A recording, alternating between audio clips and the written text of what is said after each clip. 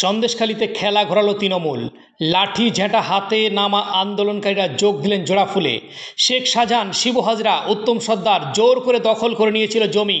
এই অভিযোগ তুলে পথে নেমেছিলেন গ্রামের মহিলারা। এবার সন্দেশখালীর সেই পাত্রপাড়াতেই বড় চমক দিলেন তৃণমূল। সেখানকার আন্দোলনকারী মহিলা পুরুষ নির্বিশেষে যোগ দিলেন ঘাসফুল শিবিরে। রাজ্যের মন্ত্রী সুজিত বসুর হাত থেকে তুলে নিলেন তৃণমূলের পতাকা।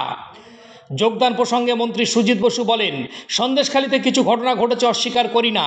অনেকেই গ্রেপ্তার হয়েছিলেন, এখানে অন্যায় হয়েছিল, তার প্রতিকারও দিদি দিয়েছেন। আদিবাসীদের জমি জোর করে দখল করা যাবে না বলেছেন মুখ্যমন্ত্রী। জমি ফিরিয়ে দেওয়ার ব্যবস্থা হয়েছে, সরকারকে বিশ্বাস করুন। কেউ বিজেপি করবেন না, কখনো ভুল করেও বিজেপি করবেন না। উল্লেখ্য, এই সন্দেশখালী নিয়ে বারবারই রাজ্য সরকারকে তোপ দেখেছেন বিজেপি।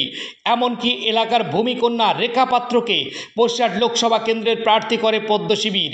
প্রথমে যদিও এই রেখার বিরুদ্ধে একাংশ বিক্ষোভ দেখান, পরে আবার সেই বিক্ষোভ তুলে নেন তারা। কিন্তু তৃণমূল যে এত সহজে ব্যাকফুটে যেতে নারাজ, তা আরও একবার এদিনের ঘটনায় প্রমাণ করে দিল। এদিনের এই অনুষ্ঠানে উপস্থিত ছিলেন রাজ্যের মন্ত্রী সুজিত বসু, জেলা পরিষদের ভূমি ও ভূমি সংস্কার দপ্তরের কর্মাধ্যক্ষ AK ফারাদ, বসিরহাটের বিধায়ক সপ্তর্ষি ব্যানার্জি, সন্দেশখালীর বিধায়ক সুকুমার মাহাতো, তৃণমূল কংগ্রেস মাইনরিটি সেলের উত্তর চব্বিশ পরগনা জেলার সাধারণ সম্পাদক আশিক বিল্লাহ সহ আরও অনেকে।